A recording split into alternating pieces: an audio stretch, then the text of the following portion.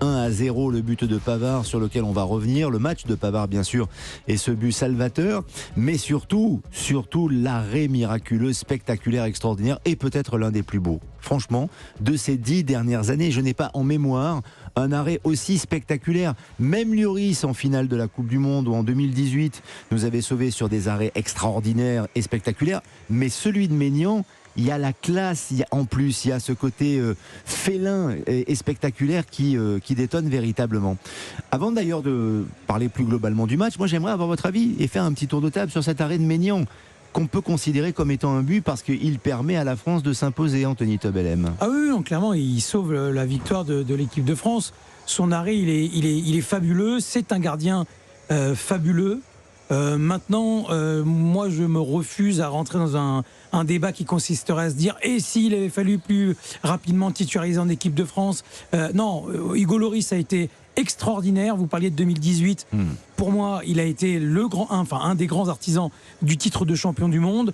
Hugo Lloris, la seule chose qu'on retiendra entre guillemets de négatif, parce que c'est un exercice très particulier, c'est cette séance de tir au but lors de la dernière finale de la Coupe du Monde. Bah oui. Pour le reste, il a été magnifique, un super capitaine, et on a une chance extraordinaire, c'est d'avoir un immense gardien. On a eu une époque où on avait Barthez Lama, là on a Lloris qui part, Maignan qui prend la relève, Mandanda aussi. Et Mandanda. Non, mais ce que je veux dire, c'est par rapport au côté Bien sûr. titulaire à part entière.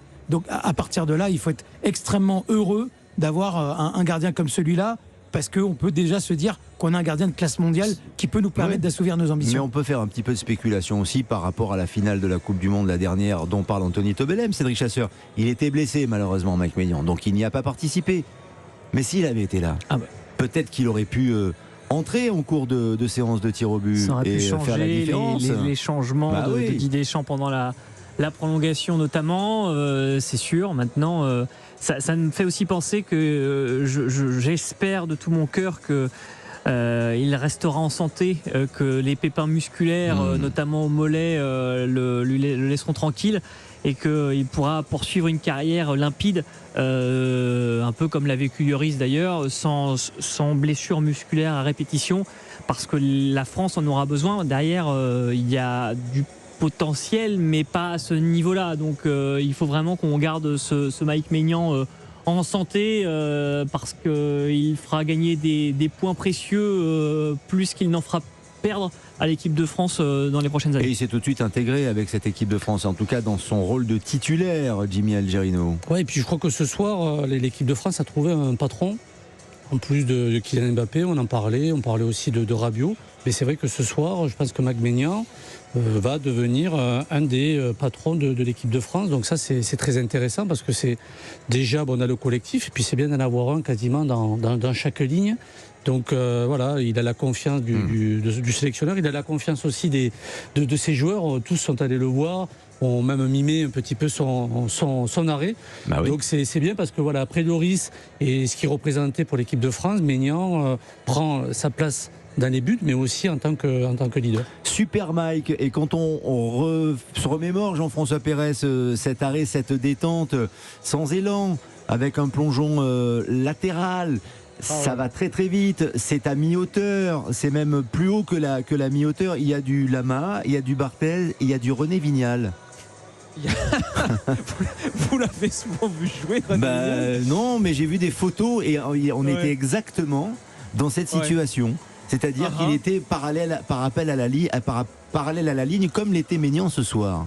D'accord, on va dire que c'est un condensé de tout ce que les gardiens français ont fait de mieux au fil des générations, du Joël Batz, on va tous les prendre là parce qu'il faut tous les convoquer.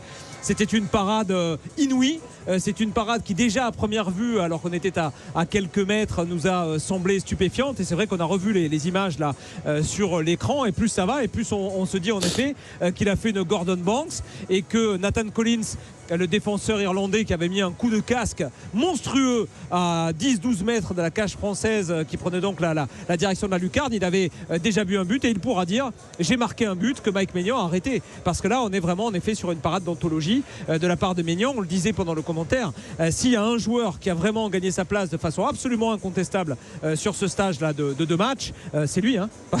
Il arrête le pénalty contre les Pays-Bas à la dernière minute en toutes les contractions, il fait 2-3 arrêts, parce qu'avant celui celui-là, il y en a quand même 2-3 autres, notamment un tir à angle fermé qu'il fallait aller chercher, il fallait aller bien se mettre au sol avant que ça rentre. Il fait tout bien, il a été nickel, il n'y a rien à dire.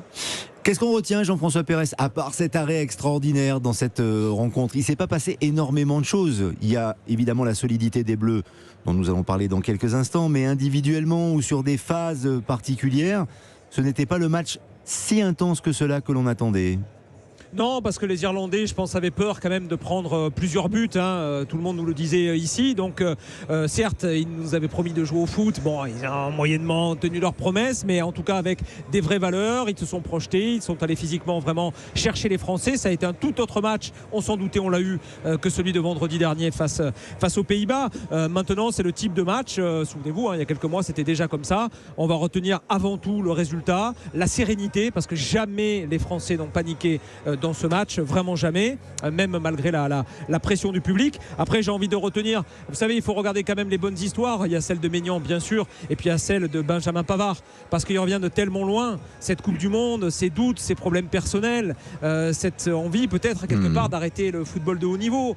Donc ce soir, il est là, en plus il est dans le dur, il prend un carton jaune, et c'est quand même lui qui donne le but vainqueur pour l'équipe de France. Donc le retour de Benjamin Pavard ce soir, au-delà de Mike Maignan, c'est ça qui me fait le plus plaisir. Et Didier Deschamps, j'aurais adoré être une petite souris à côté de Didier Deschamps au moment où Pavard est sorti, qui s'est attardé pour lui parler longuement à l'oreille, sans doute pour l'encourager, pour lui dire qu'ils ont bien fait déjà de se rabibocher un petit peu, parce qu'il y avait eu sans doute une rupture entre les deux, mais également de se faire confiance, et que Pavard l'a bien rendu à l'équipe de France et à Didier Deschamps en marquant ce but.